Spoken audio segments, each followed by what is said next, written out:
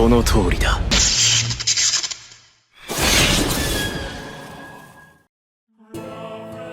Estaba dándolo todo para sobrevivir frente a un fusilamiento en la forma de relámpagos que caía sobre mí, cada uno de ellos del tamaño de mi cabeza, sus números como si hubiesen sido conjurados por un batallón de soldados. Conseguí evitar los primeros impactos, pero luego absorbí una infernal cantidad. Su electricidad me quemó, la sangre que me cubría comenzó a hervir y mientras el relámpago me devoraba, perdí brevemente la conciencia. Las palabras de Bel Cranel en las novelas arrojan un poco más de información sobre lo que significa enfrentar a Hedin desde su propia perspectiva. Denominar como trascendental a su habilidad para conjurar sus relámpagos no le hacía justicia, nos cuenta Bel. Era increíble presenciar no solo la velocidad de sus conjuros, sino también la capacidad que poseía para encadenar un conjuro tras otro en una impresionante sucesión, y el poder detrás de los ataques de Hedin no era broma. Cualquier persona o monstruo que absorbiera toda esa batería de ataques a la vez moriría. De tal manera, Bel terminó con la mitad de su cuerpo completamente quemado, en sus palabras, retorciéndose por un dolor y agonía inimaginables. Quienes saben sobre las quemaduras causadas por los relámpagos entienden que en el trayecto a través del cuerpo coagulan la sangre y causan quemaduras dentro del cuerpo también. El dolor era tan intenso que Bel no podía contener las lágrimas. Sumado a su dolor, la patada que le dio Hedin rompió múltiples huesos en el cuerpo del chico, quien, una vez más, tuvo que ser traído de las garras de la muerte tras el golpe final del implacable elfo. Bel nos dice: maestro, ¿por qué esto está mal? Todo esto está mal. Él es completamente diferente del maestro que recuerdo, el Hedin que me entrenó para mi cita con Sir. Todo trazo de su expresión está siendo borrado de mi memoria, como si declarara que simplemente fue producto de mi imaginación. Sus ojos son sombríos y están llenos de crueldad. Todo en él me transmite que realmente está intentando matarme. Mientras curaban a Bel, él todavía podía ver y escuchar, aunque a duras penas. Oyó cómo una de las voces le recriminaba a Hedin que ni siquiera Heath y los otros serían capaces de curarlo por completo si seguía así. Y era completamente cierto, porque gracias a las novelas sabemos que los sanadores no habían conseguido tratar a Bel como hasta ese entonces lo habían estado haciendo, porque la forma de pelear de Hedin era tan brutal que si alguien se acercara para asistir al chico iba a morir. Es por eso que en el anime apreciamos cómo todos se mantienen al margen de la pelea. Para más, Inri, incluso los otros miembros de la familia que tenían que estar enfocados en sus propias peleas, habían dejado de luchar, incapaces de ignorar aquel espectáculo, aunque claro, no era admiración lo que sentían, sino que los dominaba el terror. Las heridas que los relámpagos de Hedin habían causado en Bel eran tan terribles que incluso la propia magia de sanación de gran poder le causaba mucho dolor en el proceso de curarlo. Entonces, cuando Hedin le grita que se ponga de pie para seguir luchando, porque tenía que probar que estaba a la altura de su papel como el Oder o amor predestinado de Freya, Bel tuvo que hacer un esfuerzo para enfocar su visión sobre el elfo, porque a pesar de la sanación había perdido mucha sangre y su visión estaba borrosa. Y los dejaré con esta frase antes de pasar a la siguiente escena. El día siguiente y el día después de ese, y así el maestro continúa incrementando la intensidad del brutal bautismo. En otras palabras, lo que vimos en el anime empeoró mucho más en los siguientes días. Quien está siendo arrinconado no es Vel, dijo Hedin, sino nuestra diosa. En las profundidades de Folkvanger, miembros de la familia Freya se habían reunido a sostener una acalorada discusión, la cual, en principio, cuestionaba el hacer del elfo. Eso fue hasta que Ottar dijo: es verdad que mi Lady Freya ha pasado mucho tiempo sola en contemplación últimamente, ya sea mirando hacia el cielo desde su ventana, ignorando las pláticas de su maid o saltándose sus comidas. En ocasiones se remite a mirar al chico pelear desde lo lejos. Con lo dicho, podemos asumir que Freya fue testigo directa de los atroces tratos que su amado Vel sufrió en el sangriento y diario bautismo. Si bien fue su orden expresa la que había delegado el entrenamiento de Vel a Hedin, se podía llegar a especular que la diosa nunca le había visto luchar por su vida aquellas mañanas. Sin embargo, gracias a las palabras de Ottar, sabemos que ese no fue el caso. Todo ese sufrimiento, todo ese dolor, fue reflejado sobre las distantes retinas de la diosa Freya. Los alaridos de dolor de Vel por las mañanas también alcanzaron los sentidos de otra persona, quien desde lo alto de Babel se envolvía con la invisibilidad que la denominada cabeza de Hades, un ítem mágico, le otorgaba. Asfi estaba cubierta por un sudor frío. Incluso a pesar de estar tan lejos de Folkvanger, podía jurar que casi sentía los gritos del chico, y mientras trataba de recobrar la compostura, rezaba para que Freya no notara su presencia. Ella pensó: la fugaz lanza del hombre gato, la oleada de ataques de los medianos, los cortes del elfo oscuro que pueden segmentar lo que sea, y la aterradora magia del elfo blanco, todo envolviendo a Vel en una tormenta de sangre y destrucción. Esto es mucho más intenso que el bautismo usual. Están impacientándose, está perdiendo la compostura, la única e inigualable familia Freya. No debería existir nadie capaz de amenazar su orden establecido, no en horario, no en todo el mundo mortal. Entonces, un irregular, algo impredecible, está perturbando a la mismísima diosa Freya. Si algo así fuera posible, entonces solo un ser como Vel Cranel sería el único en conseguirlo. Vel Cranel, ¿qué eres realmente? Como pueden apreciar, Asfi fue la primera en notar el emergente punto débil que podía traer el fin de esa pesadilla, y nuevamente se llama la atención al potencial de Vel como un futuro héroe para Horario, algo que hemos discutido en el video anterior. En palabras de la novela, Vel era un contagio del caos. Los incidentes se concentran a su alrededor y explotan, sacudiendo los cimientos del mundo. Instantes luego, Asfi le devolvería la esperanza a Hestia.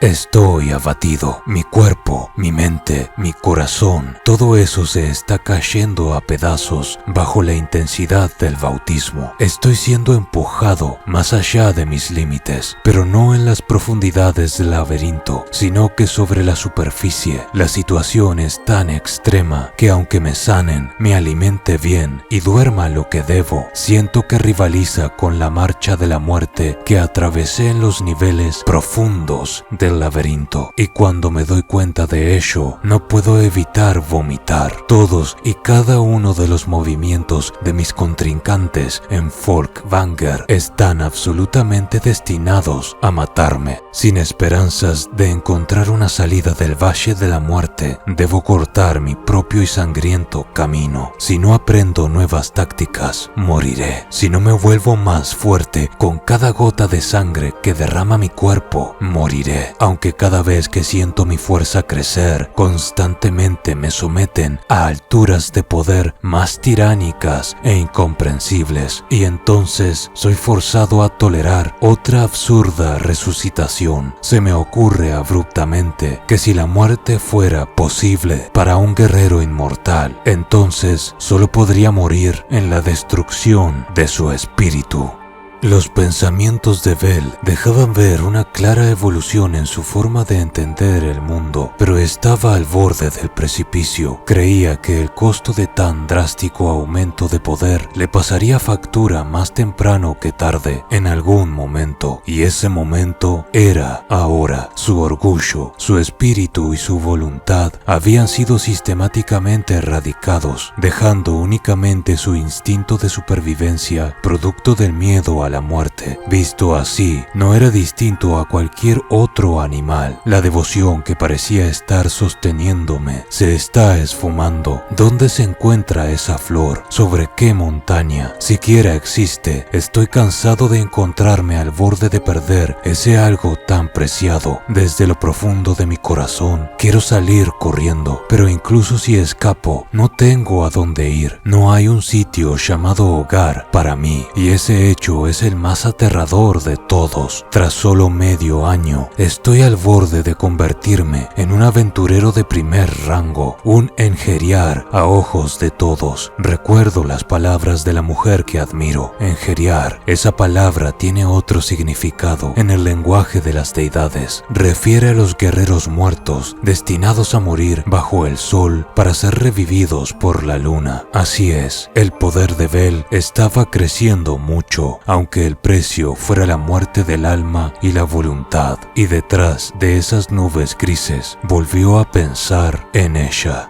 Esa noche, al ser invitado a la cama de Freya a dormir, Bel nos cuenta que apenas conseguía mantener a raya sus modales, producto del extremo cansancio, como si fuera un anciano, y mientras su conciencia se desvanecía al comenzar a dormirse, se dio cuenta de algo. Lady Freya había dejado de decirle que le amaba. Esa misma noche, soñó que dormía en los brazos de una chica de cabello azul grisáceo. A diferencia de los días anteriores, esa mañana fue bendecida por los rayos del sol y un claro cielo azul, dolorosamente brillante para los ojos cansados de Bel. Ese día volvería a perseguir el fantasma de Cir, y parte de su obsesión radicaba en el hecho de que la chica era la única persona en sus memorias que había desaparecido de la faz de la tierra, así como de las memorias de todos. Se negaba a creer que todo lo que había experimentado junto a ella, sumado a ese agridulce final, era tan solo un producto de su imaginación. Cuando, en su recorrido usual, entró a la taberna, Cleo y Runoa reclamaron finalmente entender la verdadera razón por la cual Bel había inventado la existencia de Cir, una chica falsa. En sus palabras, todo lo que Bel quería era una excusa para acercarse a las chicas de horario y ligar con ellas, aunque se intuía sarcasmo en su voz, ya que una de ellas añadió que podría haber tenido oportunidad de seducirla sin esas excusas, solo gracias al trasero que Bel tenía. Bel ni siquiera tenía fuerzas para esbozar sonrisa alguna ante tal comentario. Tras las enigmáticas palabras de aliento de Mia, quien reveló haberse retirado de la familia Freya, Bel se armó de renovada resolución y corrió desesperadamente por las calles de horario al percatarse de que había una persona con la que aún no se había vuelto a encontrar. Regresó sus pensamientos a esa flor cuyo nombre no podía divisar, cuya montaña no podía encontrar. Mientras corría, pensó: incluso si estoy escalando la montaña incorrecta, solo significa que mi viaje hacia la cima no ha acabado aún. Mantendré posados mis ojos sobre esa flor tan alta, tan por encima de mí, que ha robado mis ojos y mi corazón. Ella y solo ella. Quiero verla de nuevo. Y tras encontrarla y gritar el nombre de Ice, su corazón se estremeció porque sabía que aquel era un punto de inflexión. Si la chica frente a él rechazaba su existencia, entonces la débil llama aún ardiendo en su espalda se extinguiría para siempre y se entregaría al afecto de la diosa Freya. Y mientras pronunciaba las palabras Ice, me conoces, su corazón jamás latió con tanta duda y miedo. Dicha pregunta la había hecho incontables veces desde aquel día en que todo cambió, aquel día en que la pesadilla comenzó, pero nunca se sintió de la misma forma como en ese instante al preguntarla. Cuando Tiona y Tione le dicen a Ice que lo ignore y siguen de largo, Belle se congeló. Mi cuerpo no quiere escucharme, no puedo extender mi mano para aferrarme a Ice. Solo pude musitar un incomprensible sonido de dolor. Mis piernas están temblando, mi corazón está acelerado, no hay esperanza. La llama en mi espalda comienza a tiritar y a apagarse, cuando, justo en ese momento, ella sujeta mi mano. Y fue así como Ice literalmente salvó a Belle. Sin ese pequeño gesto, sin esa interacción en apariencia tan insignificante, la historia de Danmachi hubiese acabado aquí, con Belle entregado por completo a la ilusión de Freya. Me dejé caer sobre mis rodillas, aún sosteniendo su mano contra mi frente. Pude oírla dejar escapar un sonido. La gente a nuestro alrededor miraba con curiosidad, pero no me importa. Mis ojos se ocultaban detrás de mi cabello mientras derramaba lágrimas. Mientras lloro como un niño, renuevo mis sentimientos por la única que adoro. Ice está impactada. Puede que ella no sepa por qué dijo lo que dijo, pero eso es suficiente para mí. De tal forma, Belle corrió hacia la batalla que le aguardaba en Folkvanger y peleó contra Hedin, ya no dependiendo únicamente de su instinto de supervivencia y miedo a la muerte, sino que transformó su juramento de superar aquellas tribulaciones junto con los sentimientos por su flor dorada en las llamas de su espíritu, las cuales rugieron con fuerza. Los gritos de Belle nuevamente llegaron a los cielos aquel día, como de costumbre, pero ya no eran de dolor, era un grito de guerra y rebelión. Belle luchó junto al fantasma de Ice y desató todo lo que había aprendido en aquellos entrenamientos en la muralla de la ciudad en una explosión de voluntad, y en su corazón gritaba que no era un miembro de la familia Freya. No importaba cuánto lo repitieran, jamás lo creería. No importa si el mundo me rechaza, incluso si todas las deidades y seres de este planeta niegan quién soy. Las técnicas y habilidades grabadas en mi cuerpo me tranquilizan. Mis encuentros con la princesa de la espada y todo mi entrenamiento en la muralla de la ciudad es una realidad. Las lecciones que me entregó están enraizadas en lo profundo de mí. Entonces, Belle llegó a una conclusión. No solo luchaba junto a Ice, recordó el mal hábito que Van le había señalado en sus primeros días en Folkvanger. Tal cosa también se lo había señalado Ryu cuando ambos se encontraban sobreviviendo en el laberinto. ¿Por qué no me di cuenta antes? ¿Por qué confundí lo que me habían enseñado con mi propia fuerza? Soy débil y no puedo hacer nada por mi cuenta. Solo conseguí llegar tan alto gracias a la ayuda de muchas personas. Soy Belle Cranel, miembro de la familia Hestia. Así, recordando las palabras de Ice mientras sentía que el tiempo se congelaba, Belle consiguió conectar un ataque hacia Hedin por primera vez, robándole el aliento a los impactados guerreros espectadores. No había nadie en el campo de batalla que no estuviera viendo a Belle. El momento en que estás acorralado es tu mejor oportunidad. Puse todo en mis rodillas, las cuales gritaban de dolor, y desaté el corte giratorio más rápido que pude, un ataque más allá de su campo de visión. Aún así, el maestro consiguió reaccionar a tiempo. Exhalando con un escalofrío, giró su cuerpo, escapando del rango de mi ataque con sus reflejos ultra rápidos. No cabe duda de que fue un ataque con hasta la última gota del poder que tenía. Belle había sentido que cortó el aire, pero cuando Hedin frotó su pulgar en su mejilla, limpiando un trazo rojo, nadie podía creer que, aunque fuera sumamente superficial, Hedin había recibido daño. La respiración de Belle estaba fuera de control y su cuerpo cubierto en heridas, mientras que Hedin parecía que ni siquiera había comenzado a sudar. Su expresión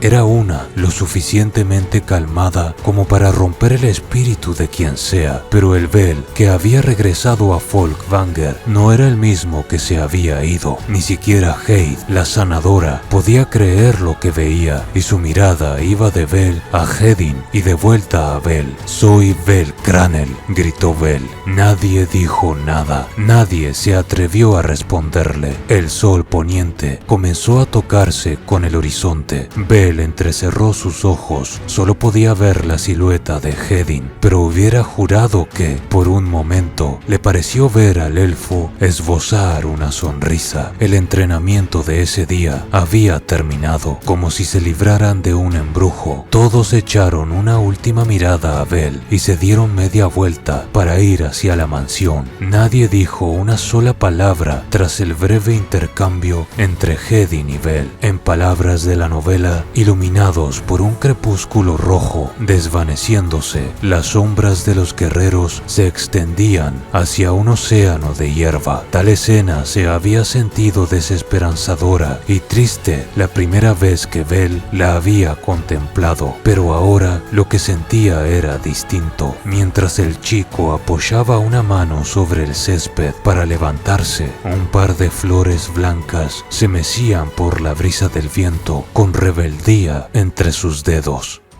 Gracias a todos por el apoyo. Si quieren que siga desentrañando las novelas de DanMachi, agradezco sus likes, suscripciones y todo eso. Déjenme saber qué piensan en la caja de comentarios. Como saben, siempre los leo. Sin más que añadir, nos vemos en la próxima.